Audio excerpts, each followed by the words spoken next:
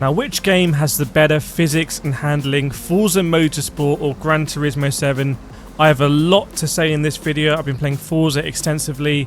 I'm also a top split driver in Gran Turismo 7, and I also drive race cars in real life as well. So what is going on here? Firstly, in third person, the Forza Motorsport camera is not helping things, I think, when it comes to the driving.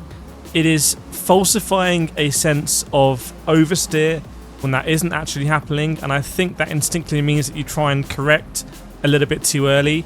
We've got two Golf GTIs here at Laguna Seca, two front-wheel drive cars where you would not expect to see any oversteer on the power, but you can see on the left-hand side with Forza, as we approach the apex, we're already seeing that back end come around unusually visually, but that's actually the camera shifting a little bit. And you find that when there's contact as well, the camera shifts very aggressively. So have a look at that really throughout this video. Now, when it comes to the actual physics, Forza, again, like I predicted with Forza Motorsport 7, similar here, is much more skatey on the surface than Gran Turismo. And that means Gran Turismo is a much more precise game. Now, that doesn't mean Gran Turismo is better. It means Gran Turismo is more precise. I can lap around Laguna Seca within a couple of tenths very easily in Gran Turismo 7, because it's like you're on rails.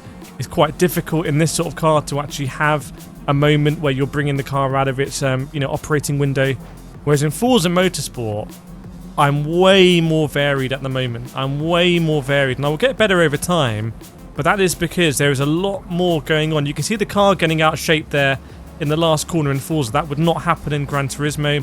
That happens a lot at the corkscrew.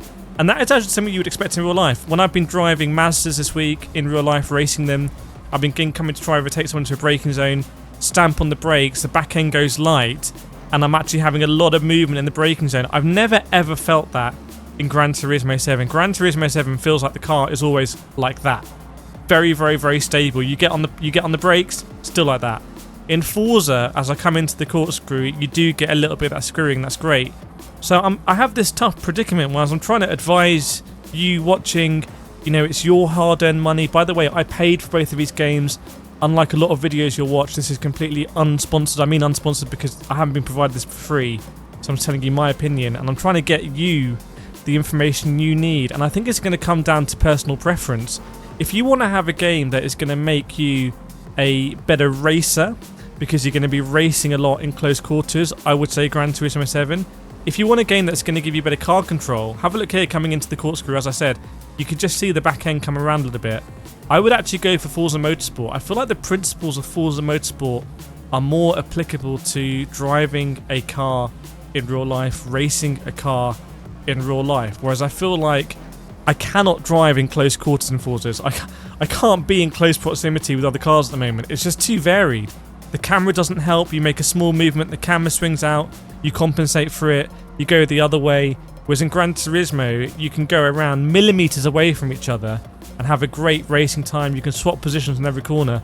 I feel like in Forza Motorsport, you cannot swap positions in every corner because 3 corners in, there's going to be a huge accident and someone's going to roll the car. So that's my initial thought. I want to hear from you, by the way, what you think in the comments, especially if you've played both, and maybe you'll pick up something in the comments here. Make sure to subscribe if you want to see loads more comparisons in the future. But we have an unusual camera in Forza, but genuinely a more lighter car model where more stuff can happen to affect the balance of the car. In Gran Turismo, the cars are just way more planted. Way more planted. So a big difference there. Your support means everything, by the way. Thank you for honestly everything by liking and watching the videos, and I'll see you next time.